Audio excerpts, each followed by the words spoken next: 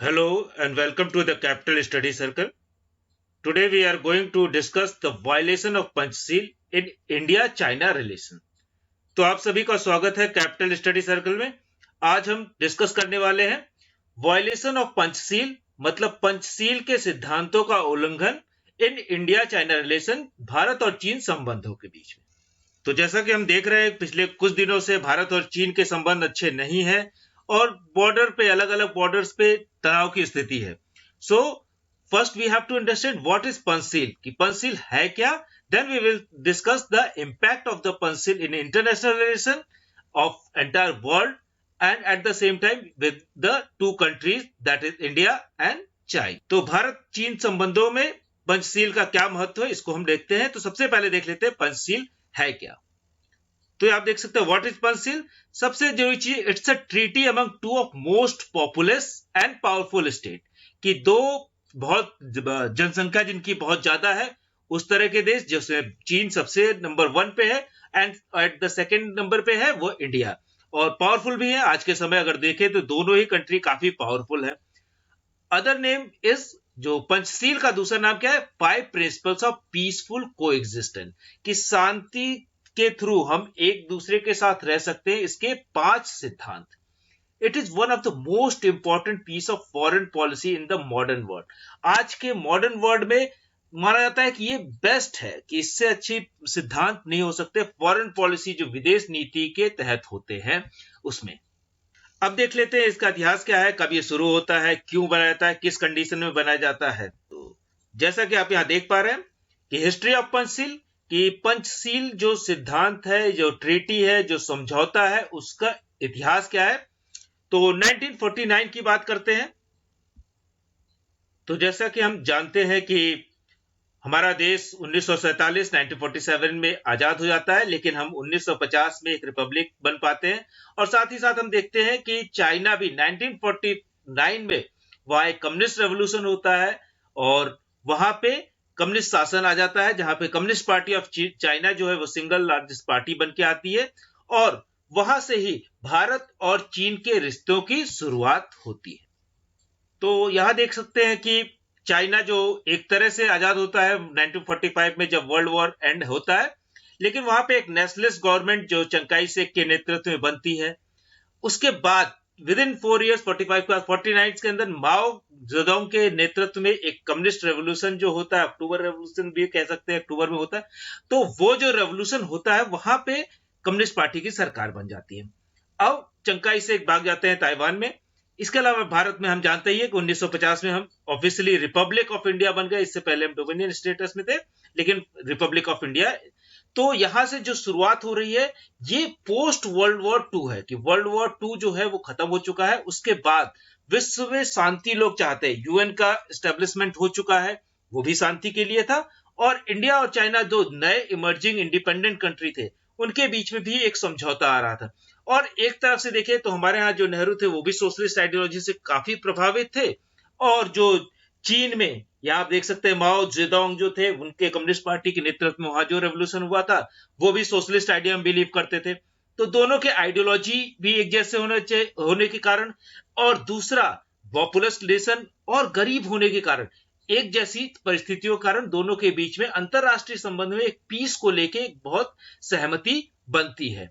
लेकिन ये सहमति बहुत दिनों तक नहीं, वो देखते हैं। तो पहले वर्ल्ड वॉर के बाद 1953 में क्या हो रहा है, 2 head of the states, India Jawaharlal Nehru और चाइना से चाओ एन लाई जो प्रीमियर थे, और माओ जो थे कम्युनिस्ट पार्टी के सेक्रेटरी या कह सकते हैं चेयरमैन, कम्युनिस्ट पार्टी के चेयरमैन थे माओ, और चाओ एन लाई जो थे वो प्रीमियर बनाए गए।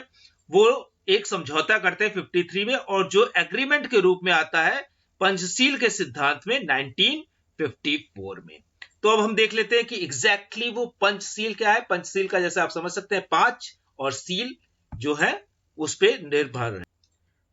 तो यहां देख सकते हैं 5 principle in the treaty. The leader of China and India outline their policy of Panchsheel and defined it through 5 ideological principle. जो 5 आइडियोलॉजी विचारधारा के आधार पे प्रिंसिपल जो सिद्धांत बनाए गए वो क्या थे। Mutual respect for each others territory integrity and sovereignty. तो दोनों देश एक दूसरे की जो क्षेत्रीय इंटीग्रिटी है, जो अखंडता है और जो संप्रभुता है उसको रिस्पेक्ट करेंगे, उसका सम्मान करेंगे। ये पहला सिद्धांत है इस पंचशील के 5 सिद्धांतों में से। दूसरा है म्यूचुअल नॉन एग्रेशन, कि एक दूसरे पे एग्रेशन नहीं करेंगे, हमला नहीं करेंगे, जो कि अभी हम देखें तो इसका वायलेशन हो गया। तीसरा म्यूचुअल नॉन इंटरफेरेंस, कि दोनों एक दूसरे के जो घरेलू मामले हैं उनके बीच में इंटरफेरेंस नहीं करेंगे। इसीलिए हम तमाम सारे देखते हैं, जब हांगकांग के अंदर प्रोटेस्ट चल रहे थे तो भारत ने उसमें कोई टिप्पणी नहीं की, या भारत के अंदर भी जब कोई वायलेंस होता है या कोई राइट होता है या कहीं किसी स्टेट के अंदर कोई मतभेद होता है, चाहे वो जम्मू कश्मीर का मामला हो, चाहे वो दूसरे किसी नॉर्थ ईस्ट के किसी स्टेट का हो, तो चाइना मोस्टली इंटरवीन नहीं करता। तो ये तो बेसिक प्रिंसिपल की बात है, लेकिन कई बार इस प्रिंसिपल का जो वायलेशन हो रहा है, जो इसके खिलाफ जा रहे हैं, उसको हम डिस्कस करते हैं। Equality and cooperation for mutual benefit, कि एक दूसरे को बराबरी पे रखेंगे और एक दूसरे का सहयोग करेंगे एक दूसरे के फायदे के लिए, क्योंकि आपस में फायदा तभी होगा जब हम एक दूसरे के फायदे की बात करें। और जो लास्ट था और मोस्ट इंपॉर्टेंट, पीसफुल को एग्जिस्टेंस, कि किसी भी कीमत पे शांति को बनाए रखा जाएगा, अपने दोनों के एग्जिस्टेंस को, अपने महत्व को बनाए रखने के लिए। तो यहां देख लेते हैं, according to Nehru and Chou, China and India's relationship would be one of the respect and peace. Basically, each nation agreed not to mess with the internal affairs of the other and committed themselves to pursuing peaceful solution to any conflict that might arise between them. तो idea क्या है कि अगर कभी भी कोई conflict आता है तो हम शांति से बातचीत करके उस कॉन्फ्लिक्ट को सॉल्व कर लेंगे, ना कि कहीं वायलेंस का यूज करेंगे। और ये एग्रीमेंट कई बार लगातार रिव्यू किए गए, और इसी वजह से अगर आप देखेंगे पिछले कुछ जो कॉन्फ्लिक्ट हुआ गलवान वैली में, वहां भी हमारे सैनिक जो थे वो आर्म्स नहीं लेके गए थे, और उनके सैनिक भी आर्म्स नहीं लेके आए थे, लेकिन डंडे भाले या इस तरह की चीजें ले आए थे। उनसे जो क्लैश हुआ उसकी वजह से हमारे 20 जवान शहीद हुए, और माना जा रहा है कि उनके भी हुए, लेकिन फिर भी आर्म्स जो यूज नहीं हुए। तो ये इस सिद्धांत के वजह से ही पंचशील का जो सिद्धांत हुआ, इसके बाद और भी बहुत सी ट्रीटी अलग अलग ईयर्स में की गई हैं, उनके भी वजह से वो वायलेंस को यूज नहीं कर पाए। सिद्धांत को बाद में यूएन ने भी एक्सेप्ट किया, क्योंकि ये सिद्धांत ऐसा था, इतना महत्वपूर्ण सिद्धांत बन गया था कि इसके बिना पूरी दुनिया में शांति ला पाना बहुत मुश्किल था। तो यहां आप देख सकते हैं, राजेंद्र प्रसाद जो है वो जो प्रीमियर है चावल उनको कुछ दे रहे हैं। साथ ही साथ यहाँ पे जवाहरलाल नेहरू का एक स्टेटमेंट है, it is in no spirit of pride और arrogance that we are pursue our own independent policy. यहाँ पे कह रहे हैं कि हम जो है इसमें कोई प्राइड या एरोगेंस या घमंड की बात नहीं है, कि हम सभी अपनी जो इंडिपेंडेंट स्वतंत्र पॉलिसी नीति बनाने के लिए स्वतंत्र हैं। इसके बाद we would not do otherwise unless we are false to everything India has stood for in the past and stand for today. We welcome association and friendship with all and the flow of the thought and ideas of all kind, but we reserve the right to choose our own path. That is essence of Panchsheel, कि हम सभी के साथ दोस्ती और मैत्री का संबंध बनाएंगे, लेकिन हम फ्री है अपने जो अधिकार है और अपना एक ओन पाथ चूज करने के लिए।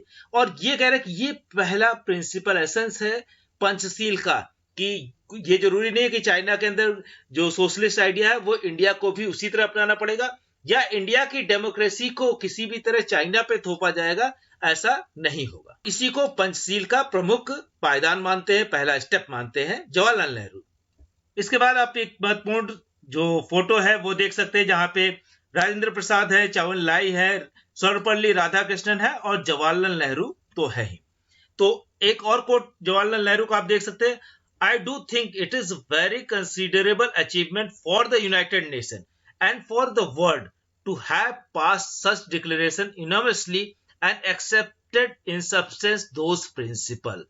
इसका मतलब जब यूएन में इनॉर्मसली बिना किसी विरोध के इस सिद्धांत को पास किया गया, तो उसके ऊपर एक टिप्पणी आती है जवाहरलाल नेहरू की, वो है कि the principles represent the approach of tolerance, कि हम एक दूसरे को टॉलरेट करेंगे, of non interference of living one's life, learning from others, but neither interfering nor being interfered with, कि ना ही हम किसी दूसरे के मामले में इंटरफियर करेंगे, हस्तक्षेप करेंगे, ना ही हमारे मामले में कोई हस्तक्षेप करे। ये जवाहरलाल नेहरू का स्टेटमेंट है। यूएन में जब पास हुआ है पंचशील का सिद्धांत एनोनिमसली। इसके बाद देख लेते हैं इंदिरा गांधी का एक स्टेटमेंट है, only with the coexistent can there be an existence, कि को एग्जिस्टेंस, परस्पर जो सौहार्द है, परस्पर स्थिति को बनाए रखना ही, तभी आप एग्जिस्टेंस, आपकी उपस्थिति बनी रहेगी। We regard non interference and non intervention as a basic law of international behaviour, कि अंतरराष्ट्रीय जो व्यवहार है उसमें सबसे पहला चीज है कि नॉन इंटरफेरेंस, दूसरे के मामले में हस्तक्षेप ना करें। तो इस आइडिया को लेके तो पंचशील का सिद्धांत चला था, लेकिन पिछले कुछ दिनों से जिस तरह से इंडिया चाइना बॉर्डर पे टेंशन है, यहाँ पे कहीं ना कहीं हम देख सकते हैं कि पंचशील के जो स्पिरिट थी, जो आत्मा है, उसका वायलेशन हो रहा है। हम उम्मीद कर सकते हैं कि जल्द ही फिर से हम पंचशील की तरफ लौटेंगे और भारत और चीन दोनों की ही जो सरकारें हैं और वहां के लोग मिलकर पंचशील सिद्धांतों को फिर से फॉलो करेंगे, जो कि हमारे जो विजनरी लीडर्स थे उन्होंने बनाए थे, और यही शांति ला सकते हैं पूरे विश्व में, जैसा यूएन ने भी एक्सेप्ट किया और हम भी एक्सेप्ट करते हैं। इसी के साथ अपनी बात खत्म करते हैं। थैंक यू वेरी मच, और पंचशील की कामना करते हैं कि ये पंचशील का जो सिद्धांत है, भारत, चीन या पूरी दुनिया में ये सिद्धांत लागू हो और कोई भी देश आपस में ना लड़े। युद्ध सबके लिए खतरनाक होता है, खास तौर से जो गरीब है या जो जिनके पास रिसोर्सेस कम है उनके लिए और भी खतरनाक है। इसी के साथ अपनी बात खत्म करते हैं। Thank you very much.